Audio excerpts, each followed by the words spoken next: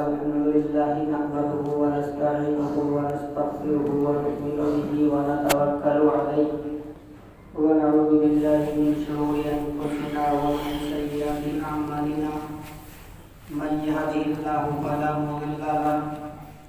ومن يضلل فلا هادي له وأشهد أن لا إله إلا الله وحده لا شريك له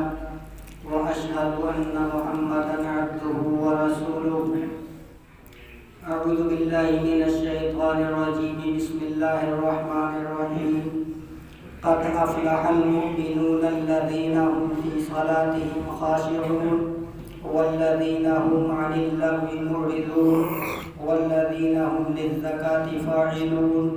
والذين هم لفروجهم حافظون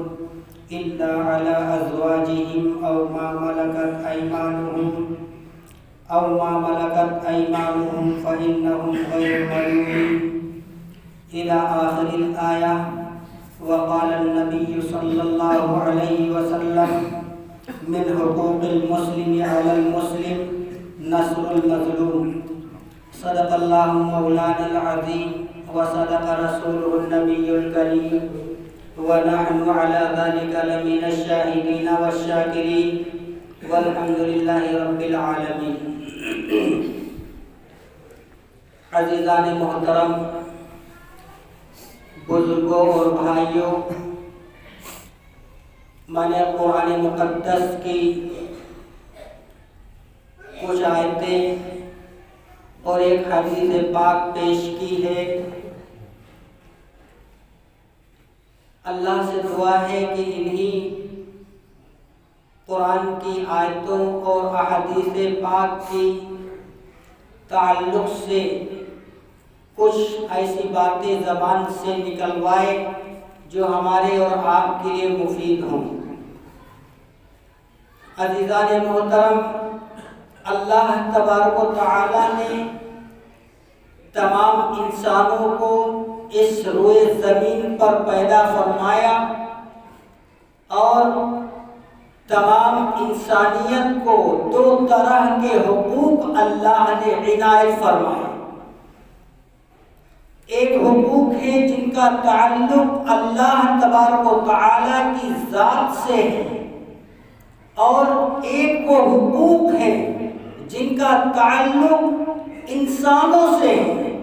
اللہ کے بندوں سے جو متعلق ہیں. یہ دو طریقے کے حقوق اللہ تبارک و تعالی نے تمام انسانوں کو عطا فرمائے ہیں. اب ہماری اور آپ کی ذمہ داری یہ ہے کہ ہم اللہ کے حقوق کو بھی ادا کریں اور بندوں کے حقوق کو بھی ادا کریں. اللہ کے حقوق بھی ہم سے نہ چھوٹے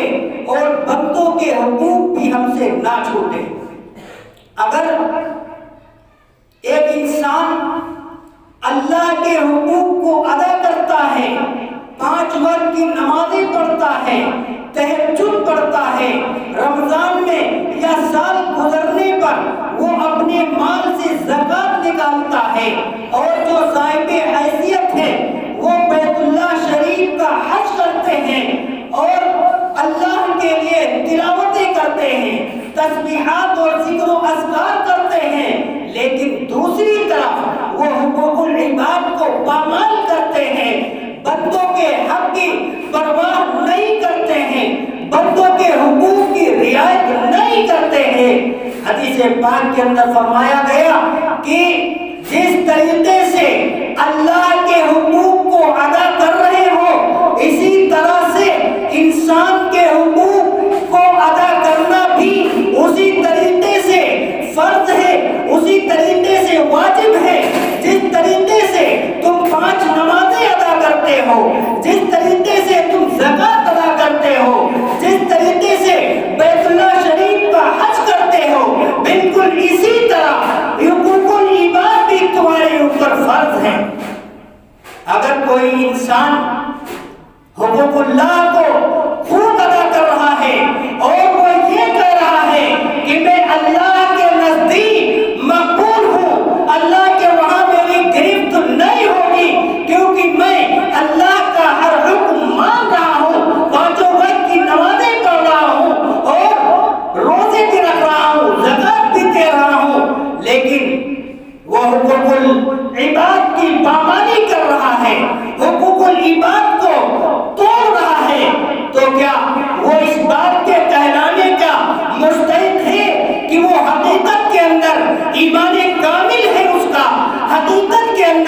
صحیح معنوں میں وہ اللہ کا نیک بندہ ہے؟ قطعاً نہیں۔ جس شخص کو اللہ کے حقوق کی رعایت ہے اور حقوق العباد کی رعایت نہیں ہے، وہ ایمان کامل کی دولت سے مالا مال نہیں ہو سکتا۔ اس لیے کہ حقوق اللہ کو جب انسان ادا کرتا ہے تو حقوق العباد کو بھی ادا کرے گا، اور حقوق العباد بھی اسی وقت ادا کرنے والا کہلائے گا جب وہ اللہ کے حقوق کو ادا کرے گا۔ گویا کہ یہ دونوں حقوق ایسے ہیں جو ایک دوسرے سے ملے ہوئے ہیں۔ اگر ہم حقوق اللہ کو ادا کریں تو حقوق العباد بھی ہماری ذمہ داری ہے کہ ہم سے کسی مسلمان کا، کسی پڑوسی کا، کسی بیوی کا، والدین کا اور دنیا بھر کے جتنے بھی حقوق ہیں، ہم سے کسی کے حقوق ضائع نہ ہونے پائیں۔ جب ہم سب کے حقوق کو لے کر کے چلیں گے، سب کے حقوق کی رعایت کریں گے، تب ہم ایمان کامل والے بنیں گے، تب ہم اس بات کے مستحق ہوں گے کہ ہم اپنے آپ کو کامل ایمان سے مالا مال ہونے والا تصور کریں۔ لیکن اگر ہم اپنے گریبان میں جھانکیں تو ہمیں پتہ چلے گا کہ ہم کتنے حقوق کی رعایت کرتے ہیں، حقوق العباد میں کتنے حقوق کو ہم ترک کرتے ہیں۔ میرے عزیزوں، ہم نہ تو بیوی کے حقوق کو ادا کر پا رہے ہیں، نہ والدین کے حقوق کو ادا کر پا رہے ہیں، نہ پڑوسی کے، نہ رشتے داروں کے، غرضے کی حقوق العباد کے اندر ہم زیرو ہیں۔ اور میرے عزیزوں، ایک بہت بڑی بات میں آپ کو بتلانا چاہتا ہوں، جس میں سے 90 نہیں بلکہ 99% انسان اس حق کو ادا کرنے سے گھبراتے ہیں، دور رہتے ہیں، اور وہ حق ہے بیٹیوں کا حق۔ آج جو والدین ہیں وہ اپنی بیٹی کا رشتہ کرتے ہیں، لاکھ دو لاکھ کا جہیز دیتے ہیں، اور وہ یہ سمجھ بیٹھے ہیں کہ ہم نے اپنی بیٹی کے حق کو ادا کر دیا ہے، اب ہمارے مکان میں، ہمارے مال دولت میں، ہماری کسی جائیداد میں ہماری بیٹی کا حصہ نہیں ہے۔ میرے عزیزوں، یہ غلط فہمی ہے ہماری۔ ہم نے اپنی بیٹی کو زندگی میں جو کچھ بھی دیا ہے وہ ہمارا عطیہ کہلاتا ہے، ہدیہ اور تحائف کے اندر اس کا شمار ہوتا ہے۔ حق تو تب ہے جب والدین دنیا سے رخصت ہو جائیں، جو وراثت ہوتی ہے اس وراثت کے اندر بیٹی کا حق لگایا جائے، بیٹی کا حصہ دیا جائے، یہ ہے اصلی حق بیٹی کا۔ شادی میں ہم نے دے دیا ہے، یہ کوئی دینا نہیں ہے۔ شادی میں جو ہم دیتے ہیں وہ ہماری طرف سے عطیہ کہلاتا ہے، ہماری طرف سے بیٹی کے نام کا ہدیہ کہلاتا ہے۔ اور حق یہ ہے کہ جب باپ دنیا سے رخصت ہو جائے، جب وراثت تقسیم ہو، اس وقت میں بیٹی کا جو حق بنتا ہو وہ حق ہم اپنی بیٹی کو دیں۔ باپ کے جانے کے بعد یہ ورثہ کی ذمہ داری ہے کہ باپ کی ایک ایک چیز میں سے بیٹی کا بھی حق بنتا ہے۔ اور یاد رکھیے، جو لوگ بیٹیوں کو باپ کی جائیداد سے محروم رکھتے ہیں، باپ کے مال سے محروم رکھتے ہیں، اللہ کے وہاں اللہ کی گرفت سے وہ بچ نہیں سکتے ہیں۔ میرے عزیزوں، صرف یہ کہہ کر کے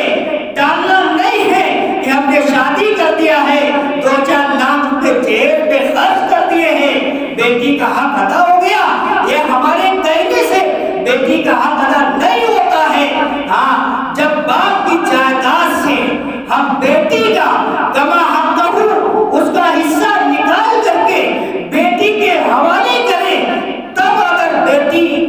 اپنا حق اپنے بھائیوں کو دینا چاہتی ہے وہ اس کی مرضی ہے، لیکن سب سے پہلی چیز یہ ہے کہ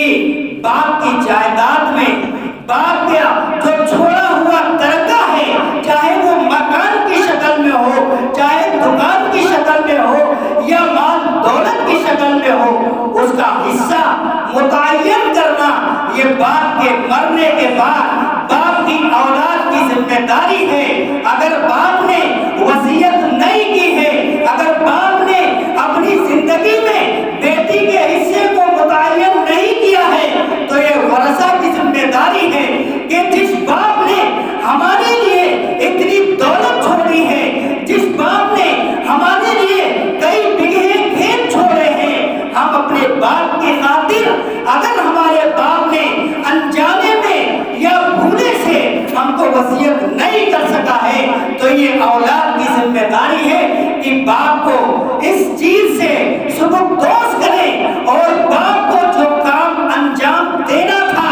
حق کو متعین کرنا، اگر باپ نے متعین نہیں کیا ہے تو اولاد اس حق کو متعین کرے۔ یہ اولاد یہ بیٹی کا حق ہے، بیٹی کا حصہ ہے۔ اور روایات کے اندر آتا ہے اللہ تبارک و تعالی اپنا حق تو معاف کر سکتا ہے، اگر مسلمان نماز نہیں پڑھتا ہے، اگر روزے نہیں رکھتا ہے، زکوٰۃ نہیں دیتا ہے، مال ہونے کے باوجود اگر وہ حج نہیں کرتا ہے، اگر اسے اللہ کا ڈر خوف پیدا ہو جائے، اس کے دل کے اندر اللہ کا ڈر غالب آ جائے اور ایک بار وہ سچے دل سے اللہ سے توبہ کر لے، اللہ کے حضور سجدہ ریز ہو جائے اور کہے اے اللہ میں نے نمازوں کو چھوڑا ہے، اے اللہ میں نے روزوں کو چھوڑا ہے، اے اللہ میں نے زکوٰۃ نہیں ادا کی ہے، اے بار الہ میں عاجزی کرتا ہوں، توبہ کرتا ہوں تو مجھے معاف فرما دے،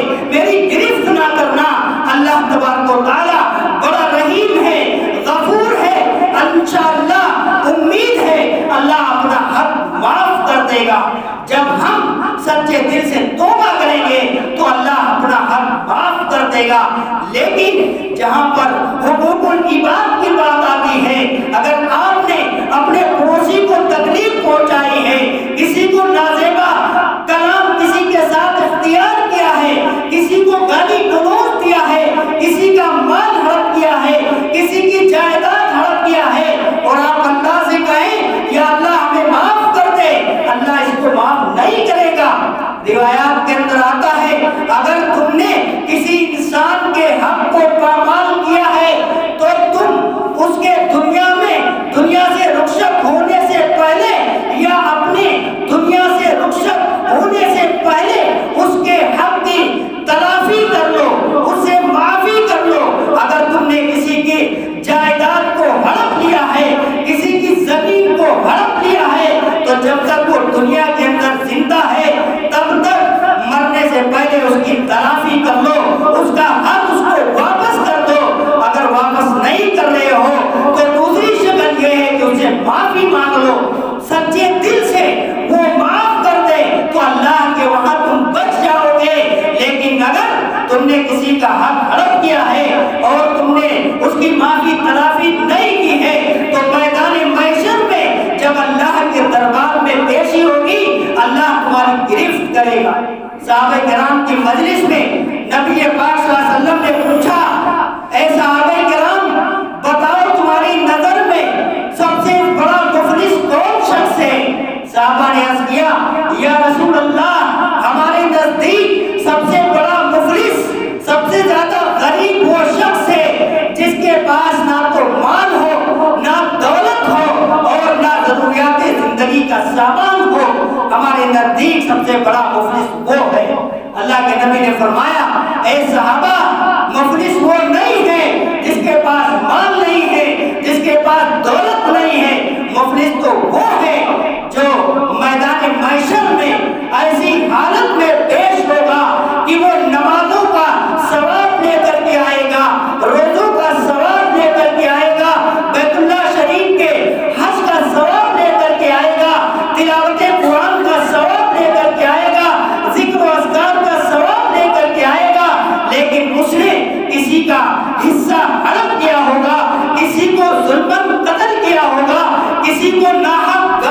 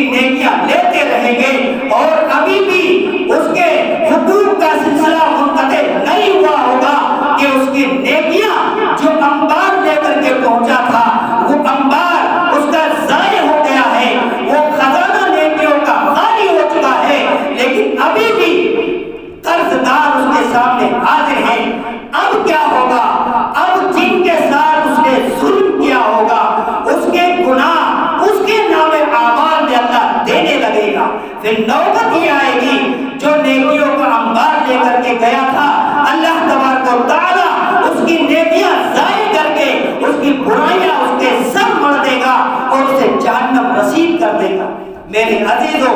یہ ہے حتاً بھی کسی بھی صورت میں اللہ معاف نہیں کرے گا۔ ہمیں ہر وقت اس کی فکر رہنی چاہیے کہ حقوق العباد ہم سے ضائع نہ ہونے پائے۔ اللہ تعالیٰ ہم سب کو عمل کی توفیق عطا فرمائے۔ وآخر دعوانا